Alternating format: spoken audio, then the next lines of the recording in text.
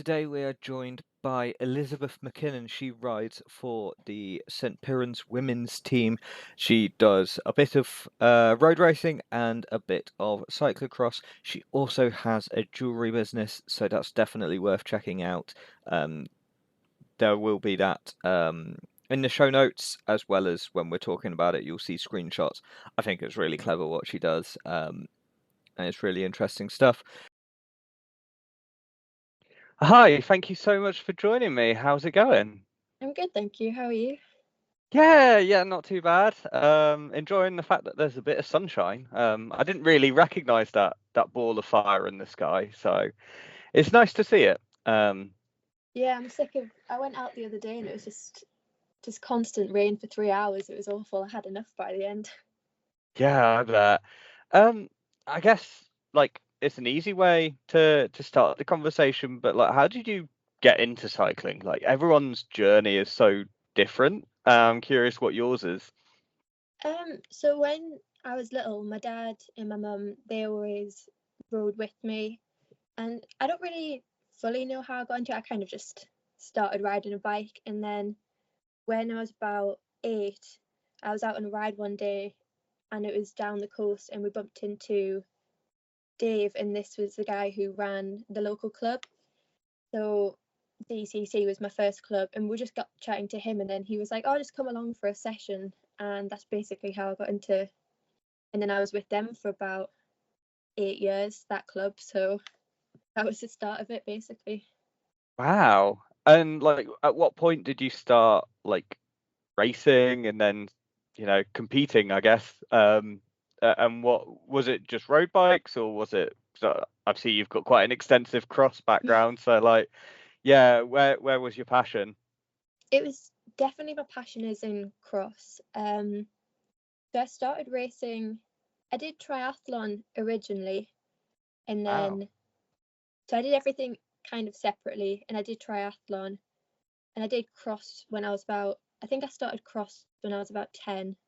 And then as I got a bit older, I was like, cycling's definitely for me out of the three disciplines of triathlon. So I was like, yeah, definitely going to focus on cycling from now on. And that was probably when I was about 14. And then I started picking up the cycling and doing more road and that as well. Yeah. Do you reckon that like the triathlon background helps you with cross because of all the running that you have to do? And like, there's some races that I've seen. I want to say Learnhout, like there's been a few Yeah. years where it's like so boggy that it's just a running race with bikes attached more than a cycling race. Yeah. I did loan out this year and it was a lot of running in it. Yeah, I think triathlon definitely helped, and it definitely helped with the endurance side because with triathlon, I was doing so much training, like swimming, bike, the run, all the time. So I think that really helped, and the running definitely kept the running up. Yeah. Oh, nice. And obviously, yeah, how is cross going for you? Like, I saw you got second in the nationals the year that Imogen won. Hmm. Um, and then you do the elites this year, or like elite under 23. Like, Yeah. Hmm. yeah, how's cross been for you? Yeah. I love cross. It's always been my favorite, to be honest. And yeah, it's been going quite well. Had quite an up and down season this year going into the under 23s. It was just a bit of getting a cold during the winter and stuff. But yeah, it's been a lot different. And racing with the elites has been quite a change, bigger fields, but it's been good. Yeah, I guess like was the passion for cross like just because you did it, or because like for me, I've raced one cross race, but I absolutely love the sport because I was able to find like dodgy internet streams when I was, younger than you are, and it was like, yeah, you watched what you could, but Hmm. you had to watch live. Like if you missed the start, you ain't getting that back. Um, Yeah. so yeah, my passion for the sport really came from the watching. Was yours just from the racing, or did you do any of the watching and go, oh yeah, these are the people I want to be like? I think it started off as I was racing because Derwent side was a cross and mountain bike club. I didn't really do much road, so Hmm. I'd always been brought up in a cross environment, and I'd been doing cross from quite a young age. So I was like, I quite enjoyed just cross in general, and I didn't really start to watch the races till I got a bit older, and then I started to appreciate it more, like watching it now. So I think it originally came from just enjoying doing the actual racing, and now I love in the winter just sitting down and watching the races. Quite Yeah, I fun. bet that must be quite cool as well, like knowing that you've been in a race and then being able to Hmm. watch it back on TV and go, oh yeah, there I am. Like, oh, Yeah, I mean, like sometimes you don't get a lot of TV time, depending on the standard of a race, but it must be quite a rush to know that you're going to be on TV. yeah. You get to see me at the start, and that's about all I get into it. But yeah, I, it's I quite good to watch. mean, as a British cyclocross fan, like for many years, that was all you got Hmm. from Ian Field. Like, it, you could pick him out in the British bands, but you'd see him for the start, and then he'd be what 10th to 14th, that sort of region, and you're like, well, you don't get to see him for the rest of the race, and that made it harder to watch as well because again, like if you miss the start, you ain't going to see the Brits. Um, Hmm. so yeah, I can certainly empathise there. Um, and yeah, like how have you found doing cross races abroad then?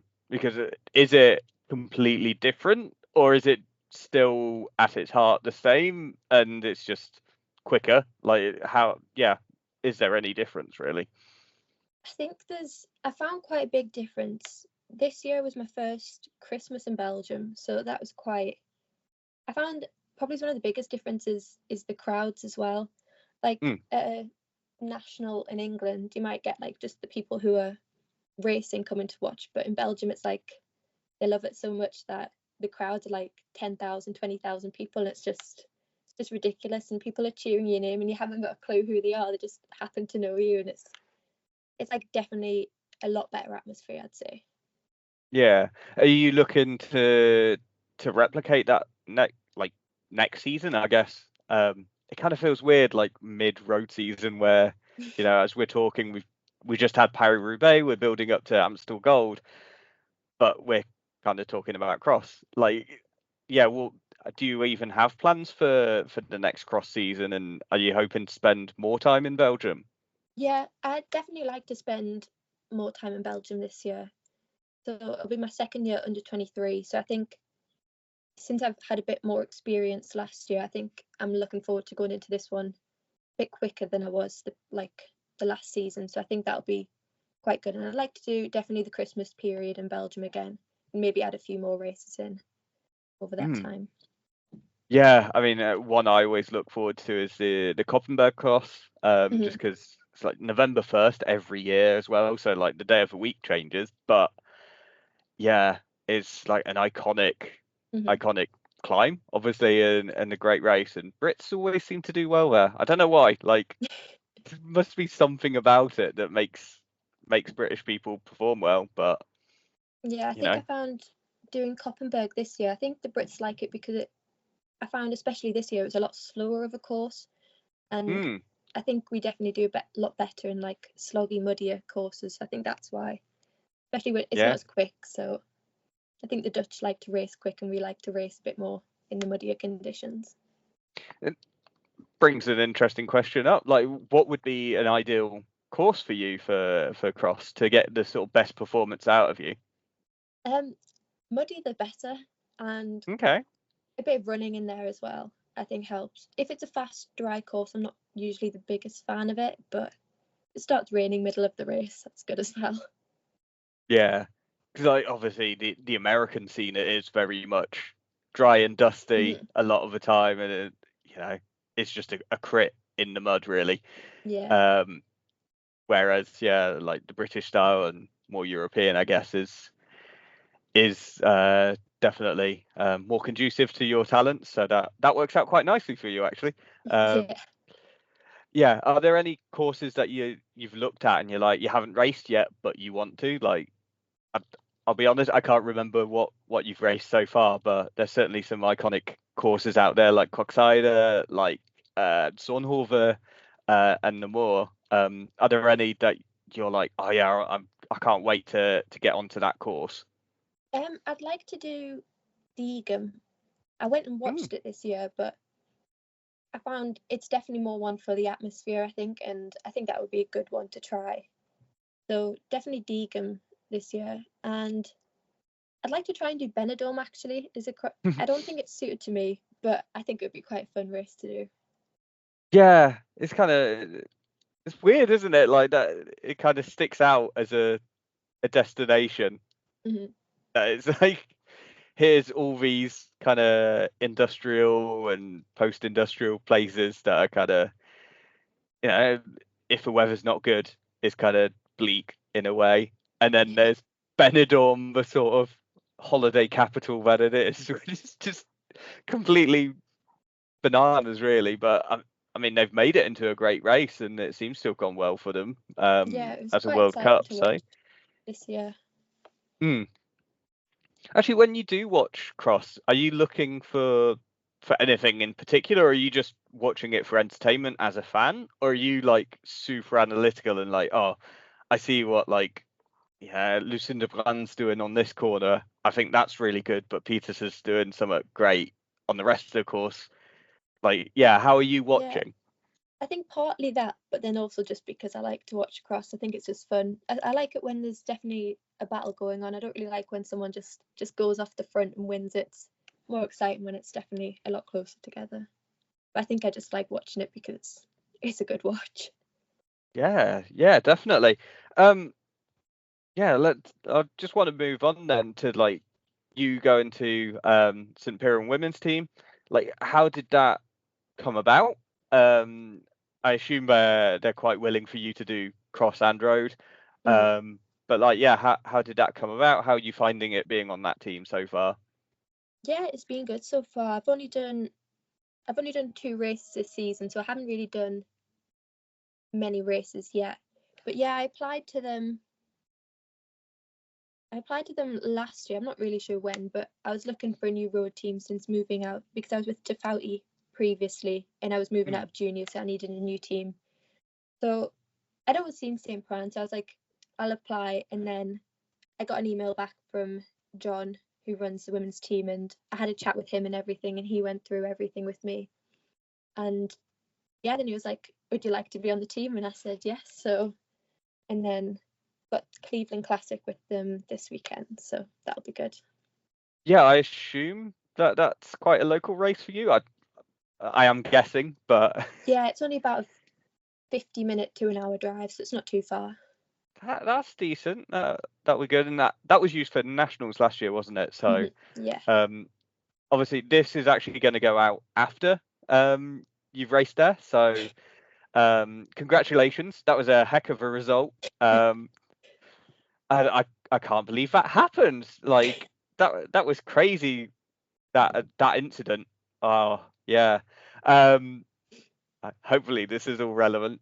I was going to say, oh, congrats on the win, which would be an amazing result. Yeah, I'd be pretty shocked if that happened. That would be great. yeah. But I mean, any there's a boxing term, but I can't remember it. It's like anyone with 2 fists has a puncher's chance, basically. Mm. It's like as long as you're in the race, you've always got a chance. Yeah.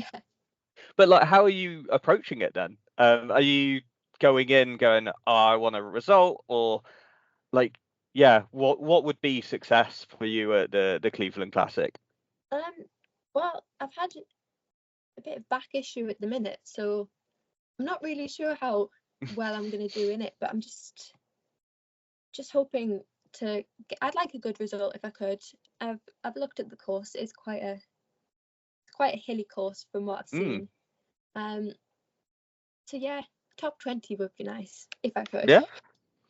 Does that sort of course suit your attributes as a rider? Because like, I don't know what you're like as a road rider. Do you favour the sort of hilly courses? Do you favour just flat tracks where there's no climbing involved and you just get to sprint at the end? Like, what is your favoured terrain? Um.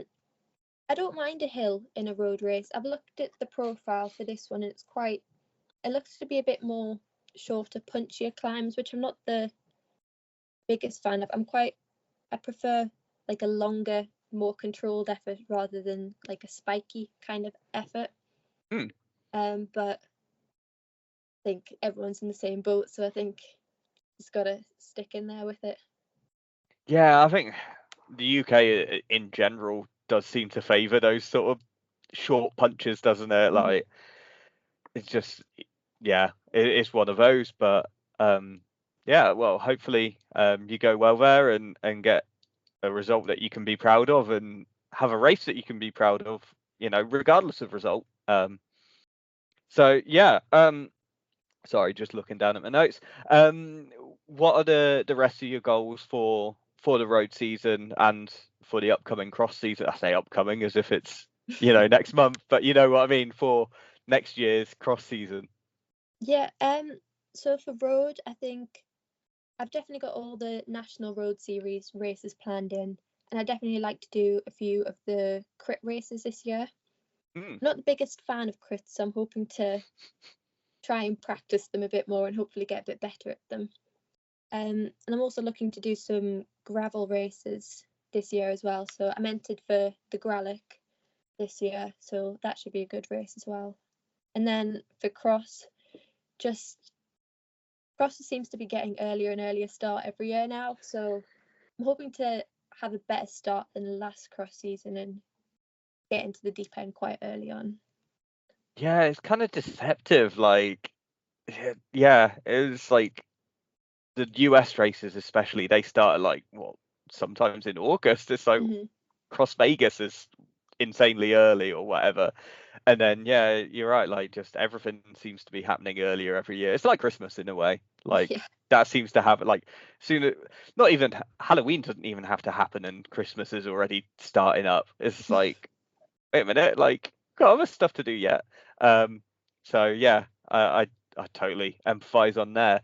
And yeah, like crits are always interesting. They were never my favorite either. Like it's just I needed like 5 laps to get going.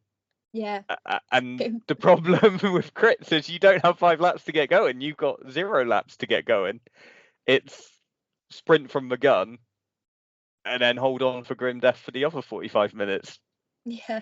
People say I should be good at crits because of cross, because crits is just kind of like a dry cross race, but I just don't find that I can corner on the road as well as I can do on a cross bike. That's interesting. Is that because? Is it possibly because if you put it down in a cross race, well, it's in mud and grass and yeah, I think it's possibly more of a mental thing for me. Yeah, but hopefully it might get a bit better this year. Yeah, I mean, the more you do, the better it's going to get. And if you've got a good road bike that handles well, that'll fill you with confidence. And there's so many ways to get better at different areas, I guess. Although a lot of it's just hard yards. I remember actually asking someone when I was just starting in cycling, so like 16 years ago. I was like, oh, how do you get better at this course? Is like just ride a lot, and that's how you get better. I'm like, great. Everything like in cycling, any progress is earned. It's never given, I guess. Yeah, you just have to keep practicing till you get it, basically. Yeah, definitely. I'd like to divert actually away from cycling now, and because obviously you do have a side business, doing jewelry. Like, how did that come about, and like how, is it? Am I doing it a disservice calling it a side business? Like, is it actually a full-on like prime venture, and cycling's almost a side business? Like, how is it for you? No, it's definitely a side business, I'd say. I was getting a new chain put on my bike a while ago, and Tony in the shop, he was like, oh, I've got a really nice pretty chain to put on your bike, and it was like a purpley blue chain. He was like, I'll put that on for you, and it had like some spare links to it, and he was like, you can make jewelry with this. And I was like, you know what, I could do. And then I went home and I just started taking apart chains and just started having a look what I could do with it, and then just started making things out of them, and then then I just ordered some like packaging and things like that, and then got it set up. Wow, and how long has that been going? Oh, I'd say since middle of February, I think it was. Wow. As in this year or previous Yeah, year? yeah, this Oh, year. wow. So you're only a few months in. Obviously, there will be a link to the webpage in the show notes. And Thanks. actually, as we're talking now, I'll put the webpage up on screen so people can actually see a small example, if that's okay with you. Yeah. And yeah, like I was going to ask, and how are you like a big person into jewelry? But from the sort of origins, it sounds like it was just more by, I guess, Tony suggesting it, and you going, yeah, actually, that sounds Yeah. great. I was like, well, it's just going to go to waste if nothing gets used with it. And I always have like old chains lying about, so I was like, I might as well make something of it, and why not? Yeah. Like, have you seen Lotte Kopecki's chain that she had on a rainbow bike? Yeah. Like, oh, that would make some nice Yeah. stuff. Also, like, most riders would get a snap chain and be like, oh, that's annoying. I bet you go like, snap chain. Oh, guess I'll have to make more jewelry then. Yeah. Well, the nice chain that got put on my bike at Sickle Classic, I actually bent one of the links in it, Oh and no. I went to Tony, and he was like, it's probably just best to get a new chain because I don't want to have to straighten anything out because it'll just wear it. So he was like, well, you can make some more jewelry now. So I've got a chain that's barely been used in nice condition. So Yeah. That's kind of the ultimate making lemonade out of lemons. yeah. Wow. Yeah. That's all great. So we talked about plans. I think there's not much else that I want to cover. Is there anything that we've not talked about that you're like, oh, I'd like to get this sort of shared? Maybe a fact that no one else knows about you, that sort of thing, or otherwise we can just talk about social media and get some plugs in there as well. Yeah, I don't think I've got anything else really. I'm in education at the minute, so I'm just balancing cycling with Gosh, that as well. So yeah, I think that's about it, to be honest. God, like how are you actually finding that? Because like I was never a good cyclist, like, but I did try and like I did the youth tour, Isle of Man youth tour, like in my first year of A levels. Um, I did find it hard, like balancing everything. But I was never like putting in multiple hours of training. I was never like, I wasn't doing Paris-Roubaix juniors or anything. I was very much at the back of the field and not needing to put in training. Like, yeah, how are you finding it? Like with trying to balance cross and road, so you don't really get time off as well. There's no off season No, because off the off season season is isn't. just the on Yeah, season for the other one. Like how are you finding that balance? yeah. I'm not finding it too bad, to be honest. I feel like one's a break from the other. Like Mm, if I'm not cycling, then catching up on coursework or something like that. So it's not too bad. I find it all right. It's Easter at yeah. the minute, so I'm Oh, yeah, the signal went a bit, but I assume you've talked about the fact that it's Easter holidays, so that's made things easier for you. yeah. Lovely. So yeah, how can people keep up with what you're doing on social media, and any other plugs that you want to get in? Oh well, to find out a lot about my racing, to be fair, St. Piran Women's Road Team Instagram. Ailsa, she does great. She always is promoting us on there, so probably is on there, to be fair. Oh, And lovely. then yeah, Yeah, I'll put that on screen just now as well, so people can see that. That will also go in the show notes. And yeah, I just hope you have a lot of success at the weekend. That will have already thank you. happened by the time this fully comes out. And thank you for your time. Yeah, thank you for having me. thank you as always for listening. I hope you enjoyed it as much as I did. Elizabeth's one of many talented riders that we've interviewed, and don't be afraid to check out our back catalogue. And until then, ta-ta.